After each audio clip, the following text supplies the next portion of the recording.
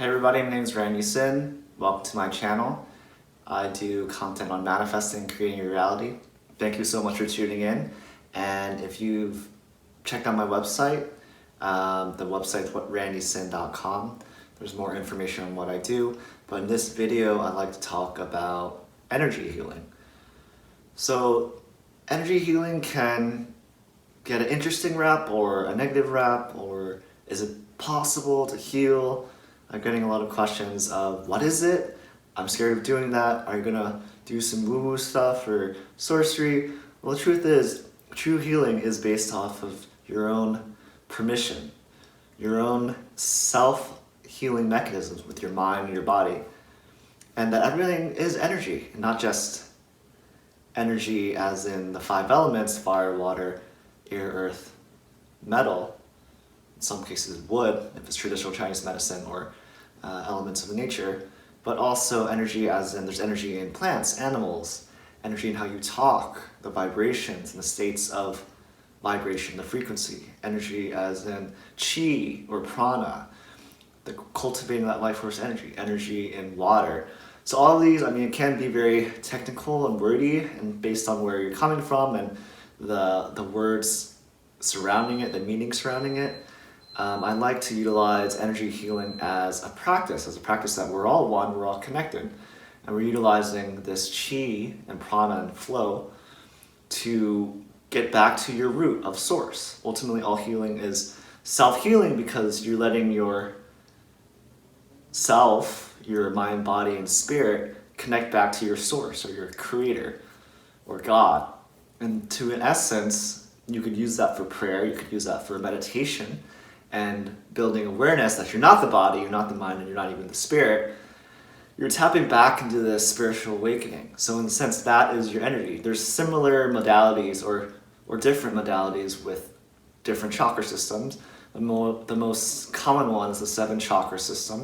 And it's different colors, just like the colors of the rainbow. You have the red chakra, orange chakra, yellow chakra, green chakra, blue chakra, indigo chakra, and violet chakra. All of these correspond to certain aspects of your body. The main one in 2020 seems to be the red one. It was a root or base chakra, which is used for security. Security and I'm not here, I'm not safe, I can't do this, I'm fear, interaction with other people, interaction with death, viruses, limitation, and that becomes a vortex, an energy center. You can visualize it as a spinning wheel, as that's even the Sanskrit word of Sanskrit meaning wheel of energy. So you're tapping into this, you're flowing into this sense of spiraling energy, and that even thoughts, even your emotions and feelings, what you eat, have a stagnation in your inner, and inner produces a reflection of the outer and how you feel. So we do have sensations, like if you're eating a lot of heavy pot roast or chili, and you get it down in your lower dantian or your small intestines and it burns, we can still sense that. We can't visually see it, but we can have a sense in between that.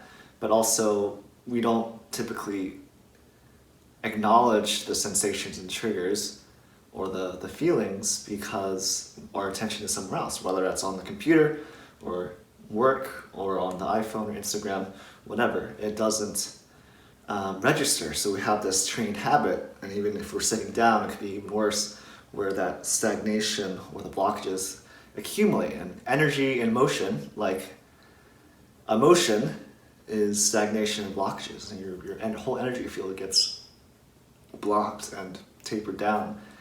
So releasing the stagnations, the emotional healing, the traumas, the thoughts, the movement, the breathing patterns, you can release that one by one or block by block, or like a domino effect. You find a root one and your whole flow gets re-energized.